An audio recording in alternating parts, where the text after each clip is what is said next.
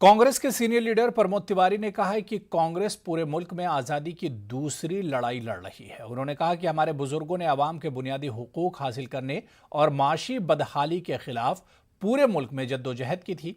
इलाहाबाद में मीडिया से बात करते हुए तिवारी ने कहा कि बीजेपी की हुकूमत में लोगों के बुनियादी हुकूक सल्ब कर लिए गए हैं। विधान प्रदत्त किस लिए आजादी की लड़ाई हुई थी? हर आदमी को अधिकार मिले, रोजी मिले, रोटी मिले, नौकरी का अधिकार मिले। सब जब भाजपा छीन रही है तो आजादी की दूसरी लड़ाई, आजादी की दूसरी लड़ाई आजादी की दूसरी लड़ाई न कहें तो इसको क्या कहें।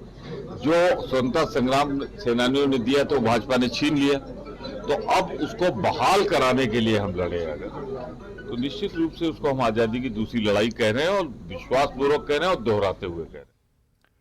यूपी में मुस्लिम वोट बैंक को अपनी तरफ रागिब करने के लिए कांग्रेस ने एक बार फिर अपनी कोशिशें तेज कर दी हैं। प्रियंका गांधी की तहरीक पर निकलने वाली प्रतिज्ञा यात्रा के दौरान मुस्लिम इलाकों पर खास तवज्जो दी जा रही है। इलाहाबाद से निकलने वाली यात्रा में बड़ी तादाद में मुस्लिम कारकुनान ने शिरकत की। यात्रा का मुस्लिम अक्सरती इलाकों में पुरजोश खैर मकदम किया गया। इस मौके पर यूपी कांग्रेस कमेटी के नायब सदर तस्लीमुद्दीन ने कहा कि महंगाई और बेरोजगारी ने आवाम को बेहाल कर दिया है। तस्लीमुद्दीन ने दावा किया कि यूपी में कांग्रेस की सरकार बनेगी। प्रतिज्ञा यात्रा आप पिछले 2014 से जो स्थिति सरकार ने बना रखी है, वो चाहे केंद्र सरकार हो चाहे उत्तर प्रदेश सरकार, आप देख रहे हैं कि महंगाई कहाँ है। किसान आत्महत्याएं कर रहा है, व्यापारी परेशान है। महंगाई इतनी बढ़ गई कि लोग अपने रोजमर्रा की जरूरत को पूरा नहीं करने पा रहे हैं। आप देख रहे हैं डीजल की क्या हालत है, पेट्रोल की क्या हालत है, गैस सिलेंडर की क्या हालत हो रहे हैं। महंगाई जो हमने 2000 अपनी सरकार में जो हमने 2014 में, आप देखिए गैस 390 रुपए में गैस थी, पेट्रोल 60 रुपए में था, डीजल 52 रुपए में था। आज डीजल 100 रुपए में हो गया है, पेट्रोल 108-10 रुपए होने जा रहा है, गैस 1000 की हो गई। 2000 रुपये की उजरत पर मुलाजमत करने वाली कॉन्ट्रैक्ट मुलाजमीन आशा हेल्थ वर्कर्स काम के इजाफी बोझ के बावजूद काम के मुताबिक उजरत हासिल न होने से परेशान होकर एहतिजाज पर मजबूर हैं। टीकाकारी मुहिम सर्वे से लेकर कोविड मरीजों का घर घर सर्वे की खिदमत अंजाम देने के बावजूद आशा वर्कर्स को इसके लिए उजरत नहीं दी जा रही है। बहुत कम उजरत पर खिदमत अंजाम देने के बावजूद किसी तरह की सहूलियात न हासिल होने से नाराज मेरठ की सैकड़ों आशा वर्कर्स अब काम बंद करके एहतिजाज पर मजबूर हैं। आशा मुलाजमीन ने यूपी हुकूमत पर वादा खिलाफी का इल्जाम लगाते हुए अपनी नाराजगी जाहिर की।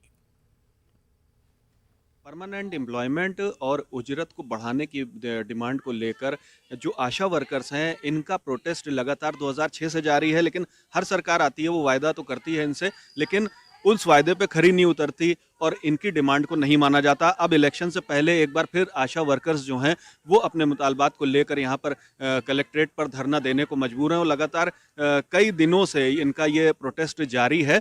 हमारी डिमांड है कि फ्री में काम नहीं करेंगे, 10 रुपए के मानदेय में काम नहीं करेंगे और हमें भी सरकारी कर्मचारी का दर्जा दिया जाए, जो कि एक निश्चित मानदेय सरकारी कर्मचारी का दर्जा दिया जाए। जैसे सफाई कर्मचारी को सरकारी कर्मचारी का दर्जा दे रखा है, इसी तरह से हमें भी सरकारी कर्मचारी का दर्जा दिया जाए। जैसे कि स्वास्थ्य विभाग हमें रीढ़ की हड्डी मानता है, हम ही बहनों ने मातृ मृत्यु कम कर दी है, शिशु मृत्यु कम कर दी है, हम ही बहनों ने पोलियो जड़ से खत्म कर दिया है।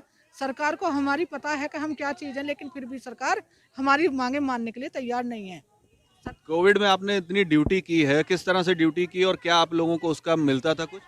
नो सर, हमें कोविड का कुछ नहीं मिलता था और ड्यूटी की समझ लीजिए कि हमें फ़ोन कर दिया जाता था अधिकारियों का कि पहुँचिए और हमें सर्वे करके दीजिए। हर डोर टू डोर हम पहुँचते थे, पब्लिक हमसे रुष्ट होती थी, वो हमें बताती भी नहीं थी, दरवाज़ा नहीं खोलती थी। यहाँ तक कि हम तक ये हुआ कि हम पे चढ़ाई भी हुई है, तो हमें पुलिस प्रोटेक्शन का सहारा भी लेना पड़ा है। तो हमें बहुत दिक्कत आई, कोई हमें सेल्फ डिफेंस के लिए कोई हमें सामान नहीं दिया जाता था, हम अपनी इच्छा से सब कुछ करते थे।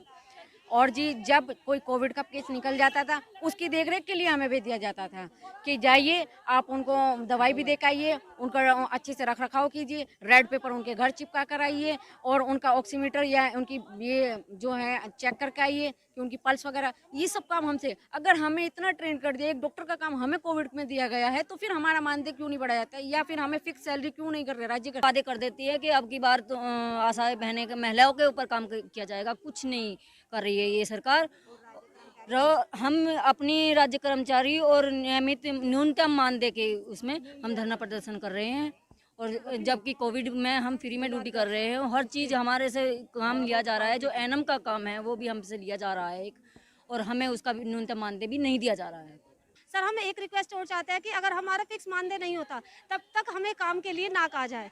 बार बार हमें काम के लिए कहा जाता है कि हम काम शुरू कर दीजिए, हम काम शुरू करने के लिए मना नहीं कर रहे सर, फिक्स मानदेय हम कितना चाह रहे हैं। और कोविड जैसे जब ये खतरनाक वबा यहाँ पर आई उसमें भी इन्होंने ड्यूटी की, लेकिन इनका मानदेय नहीं बढ़ाया गया। इनकी जो मांग है कि इनको परमानेंट किया जाए, उसके लिए भी सरकारों ने वादा किया, लेकिन वो भी पूरा नहीं किया गया।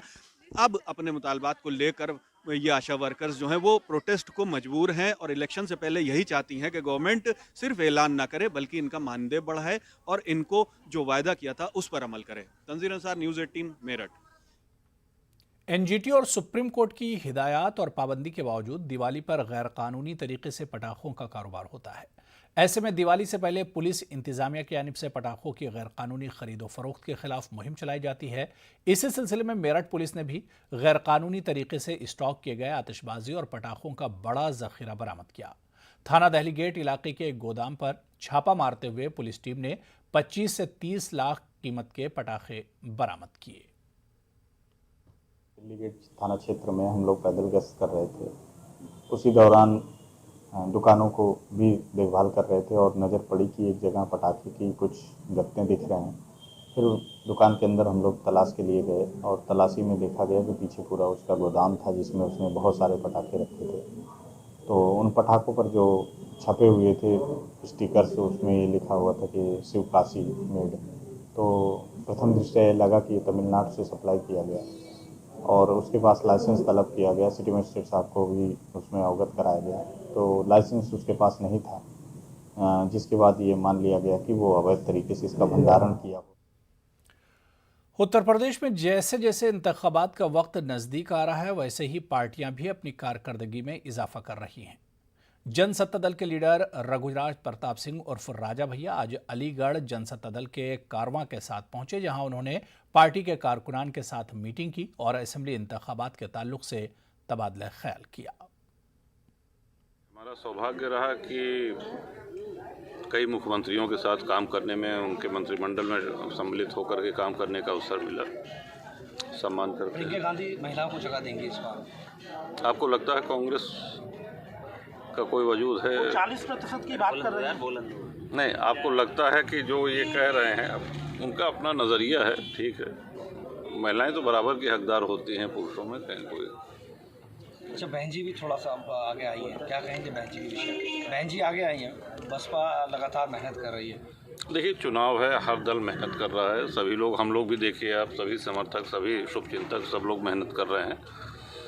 कि उत्तर प्रदेश सर्वाधिक महत्वपूर्ण राज्य ही नहीं, सबसे बड़ा राज्य भी है, और जिस करवट उत्तर प्रदेश की राजनीति जो करवट लेती है देश पे, उसका प्रभाव पड़ता है। तो 2022 का चुनाव है, सन्निकट है, सभी लोग मेहनत कर रहे हैं। अलीगढ़ बजरंग दल और दीगर हिंदुवादी तंजीमों ने समीर वानखेड़े की हिमायत में एहतजाज किया। इस मौके पर मुजाहिरीन का कहना था कि आज नौजवान नस्ल नशे के कारोबार में मुलविस हो गई है। ऐसे में जब समीर वानखेड़े उनके खिलाफ काम कर रहे हैं तो इन्हें फंसाने का काम किया जा रहा है। हम इनके साथ हैं। देश के नौजवानों ने नशे के खिलाफ ये प्रदर्शन किया हुआ है।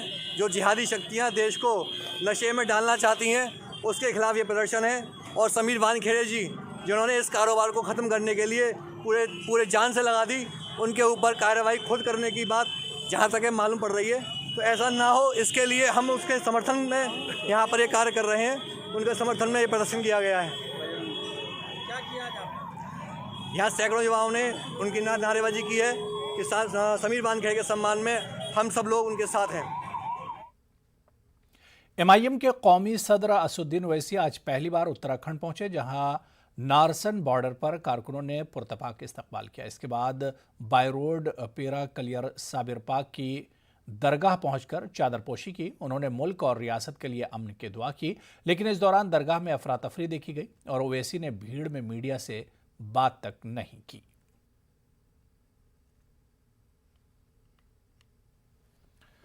चलिए यहां पर रुकेंगे फिलहाल छोटे से ब्रेक के लिए।